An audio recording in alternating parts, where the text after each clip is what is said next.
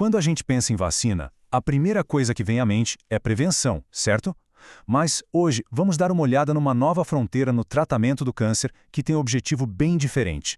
Não é impedir que a doença apareça, mas sim que ela volte. Então, vamos mergulhar nisso. O ponto de partida é esse número que é bem alarmante. Mesmo depois de uma cirurgia bem-sucedida para remover um tumor no pâncreas, a chance do câncer voltar é altíssima. É exatamente esse o problema que uma nova tecnologia de vacina está tentando resolver.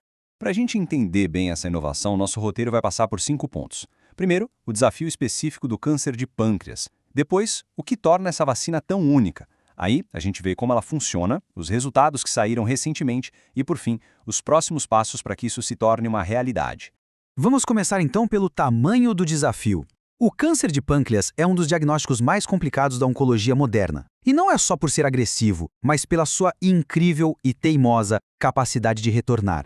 Muitas vezes, a batalha principal não é nem remover o tumor inicial. É uma verdadeira corrida contra o tempo para impedir que ele volte.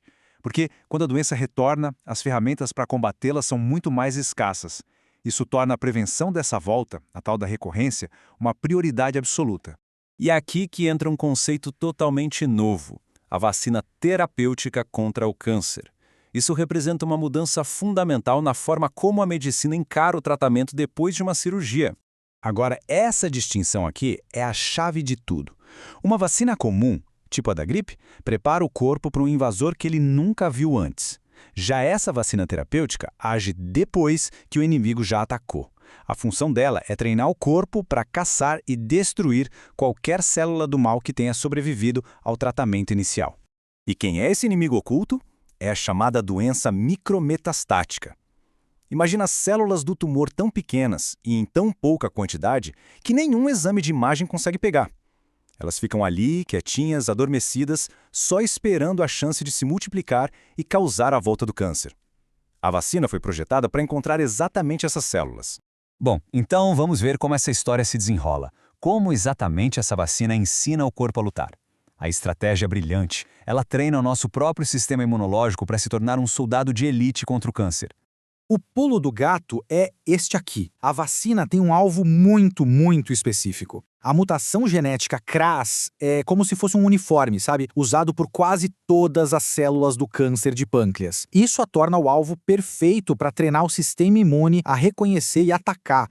O mecanismo funciona em 4 etapas bem claras. Primeiro, a vacina apresenta uns pedacinhos da proteína inimiga. Segundo, um sistema de entrega especial garante que esses pedaços cheguem no lugar certo. Os gânglios linfáticos, que são tipo os centros de treinamento do sistema imune. Terceiro, lá dentro as células T são treinadas para reconhecer esse alvo. E por fim, essas células T super treinadas são liberadas para patrulhar o corpo e eliminar qualquer célula de câncer que esteja usando aquele uniforme CRAS.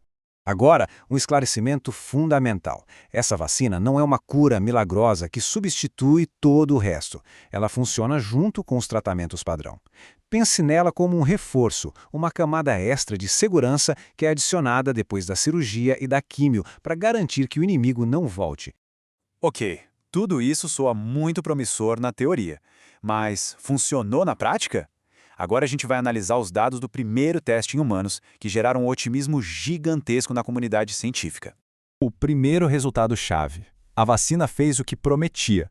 Em 84% dos participantes, o sistema imunológico respondeu exatamente como esperado, criando um exército de células T prontas para atacar o alvo CRAS.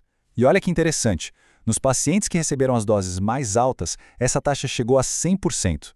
E isso aqui mostra de forma brilhante o impacto clínico. Historicamente, pacientes de alto risco veem o câncer voltar em mais ou menos 8 meses. No grupo que recebeu a vacina, essa média mais do que dobrou, chegando a 16,3 meses. Isso significa muito mais tempo de vida sem a doença. E aqui está a conexão direta. Quanto mais forte o exército de células T treinado pela vacina, melhor o resultado.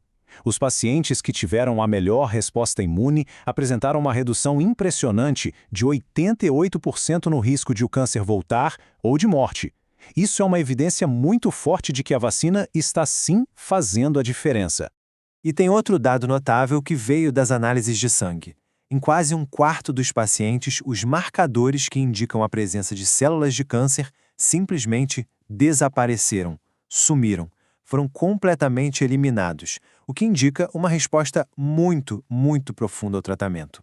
E não é só a gente que ficou impressionado. O investigador principal do estudo, o Dr. Shubham Pant, que é uma autoridade mundial em oncologia, afirmou que essa abordagem tem um potencial real de transformar o tratamento de uma doença com um histórico tão desafiador. Os resultados são muito animadores, mas o que vem a seguir? Vamos olhar para o futuro e entender qual é o caminho para que esse tratamento inovador chegue na prática clínica, no dia a dia dos hospitais. A pesquisa não parou, claro. Uma versão 2.0 da vacina chamada LI0027P já está em testes. Ela é ainda mais poderosa, projetada para reconhecer 7 variações diferentes da mutação KRAS, o que aumenta o alcance dela para potencialmente 80% de todos os pacientes com a doença. Este cronograma nos dá uma perspectiva realista. Os resultados que a gente acabou de ver foram publicados em 2025. A fase 2 está acontecendo agora, com as primeiras análises esperadas para o final do ano. Se tudo continuar correndo bem, os especialistas estimam que a aprovação para uso clínico pode acontecer ainda nesta década. E essa é, compreensivelmente, a pergunta mais importante para muita gente. Se o tratamento é tão promissor, como se pode ter acesso a ele hoje? A única via de acesso hoje são os ensaios clínicos. Participar de um estudo pode, sim, dar acesso a essas terapias de ponta, mas é uma decisão super complexa que precisa ser tomada junto com a equipe médica. Plataformas como clinicaltrials.gov, por exemplo, listam os estudos que estão recrutando pacientes no mundo todo. E para a gente fechar, fica esta reflexão. O que estamos testemunhando é uma verdadeira mudança de paradigma. O futuro do tratamento do câncer parece não se basear apenas em destruir as células doentes de fora para dentro, mas sim em capacitar o nosso próprio corpo para fazer esse trabalho. E isso, por si só, é uma fonte muito concreta de esperança.